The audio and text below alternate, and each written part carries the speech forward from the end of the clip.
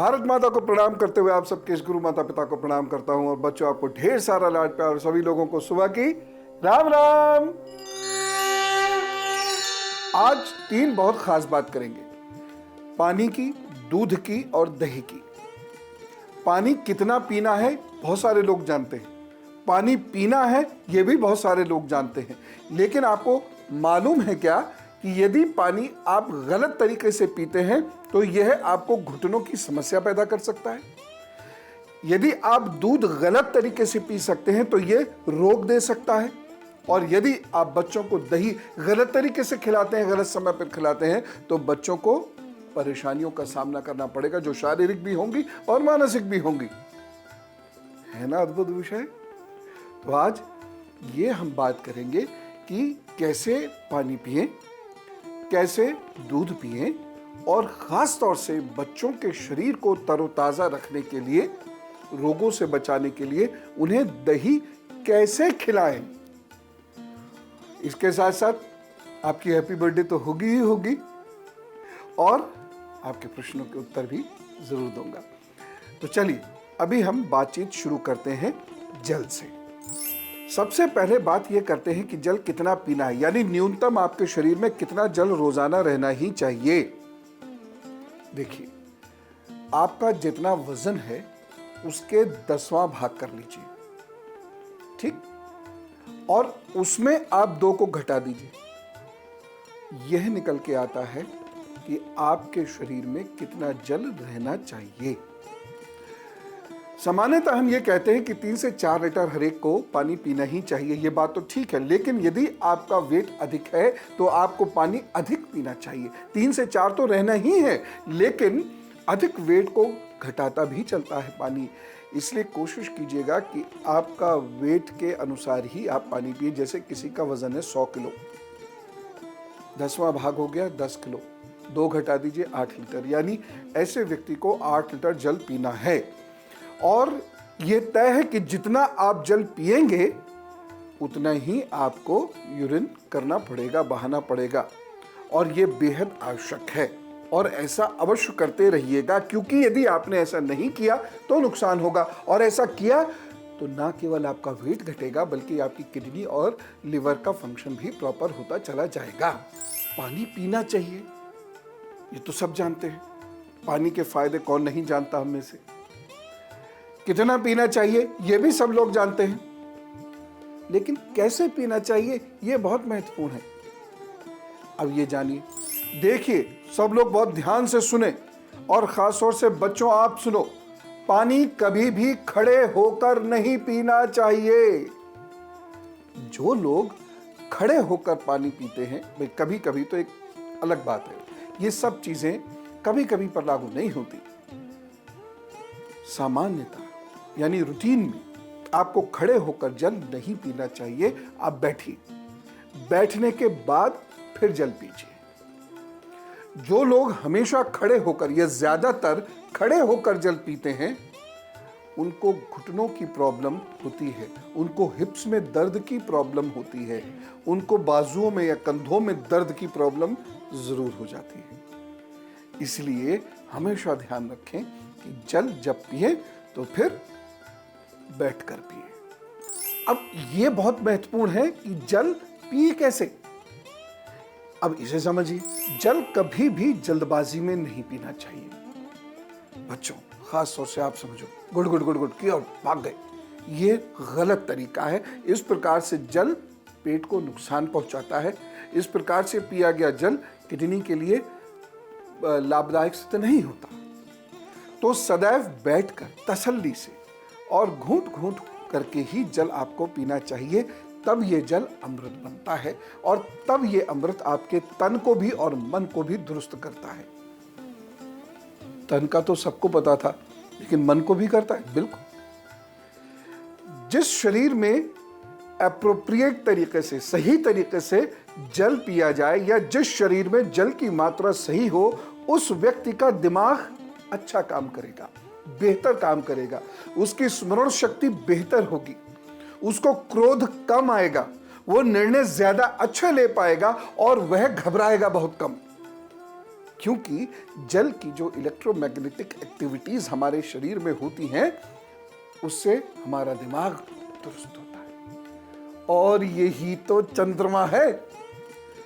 हम जब कहते हैं ना कि चंद्रमा को मजबूत करो तो ऐसे ही तो मजबूत करते हैं, जल पिलाते हैं, खूब नहलाते हैं और कटी स्नान कराते हैं, यानी नाभि तक का शरीर पानी में खड़ा कर देते हैं।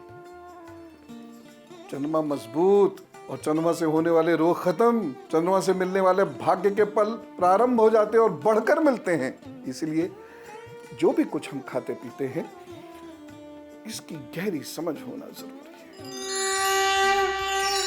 पहले तो मैं बताऊंगा मेष, वृषभ, मिथुन और कर्क राशि का हाल, और उसके बाद बताऊंगा जल किस समय पिए जो अमृत बन जाए और आपके भाग्य के संकटों को भी हर ले। फिर बात दूध की करेंगे, क्योंकि दूध पीने से ही बहुत सारे रोग हो सकते हैं और रोग खत्म भी हो सकते हैं। किस्मत बना देता है सही तरीके से दूध पीना। और बच्चों को दही कब कैसे खिलाना है इसके विषय में पेरेंटिंग टिप्स जरूर लेनी है आपको। लेकिन फिलहाल मेष, वृषभ, मिथुन और कर्क राशि का। मेष राशि आज बेचैनी रहेगी, कुछ व्याकुलता रहेगी, जल्दबाजी रहेगी, चीजों को बहुत सही से समझने की इच्छा ही नहीं होगी और जल्दी जल्दी कुछ कार्य कर बैठेंगे जिससे नुकसान हो सकता है। कोई व्यक्ति आपसे रुष्ट हो सकता है, प्रतिष्ठा की हानि हो सकती है। सावधानी, इस दिन पिताजी का विशेष ध्यान रखना होगा आपको। उपाय, दिन बेहतर बनाने के लिए हरी मूंग की दाल का दान अवश्य कीजिएगा। अब यह जरूर जानना चाहिए कि पानी हमें किस वक्त अमृत जैसा फल देता है। सुबह का पानी अमृत है, ऊषा पान जिसे कहते हैं। उस वक्त जो लोग जल पीते हैं वह स्वयं को हजारों रोगों से दूर कर सकते हैं। लेकिन कब? अब यह महत्वपूर्ण है। पानी में स्वयं के 6 रस होते हैं और हमारे मुंह में 1,00,000 ग्रंथियां होती हैं जो अनेक लीटर लार हमारे मुंह में रोज बना देती है। जी हां, और ये लार अमृत।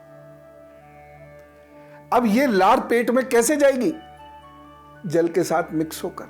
और जब ये लार सुबह को जल के साथ मिक्स होकर अंदर जाती है तब ये अमृत का कार्य करती है। अब दूसरी बात, दूध। क्योंकि जल जितना महत्वपूर्ण है दूध भी उतना महत्वपूर्ण है।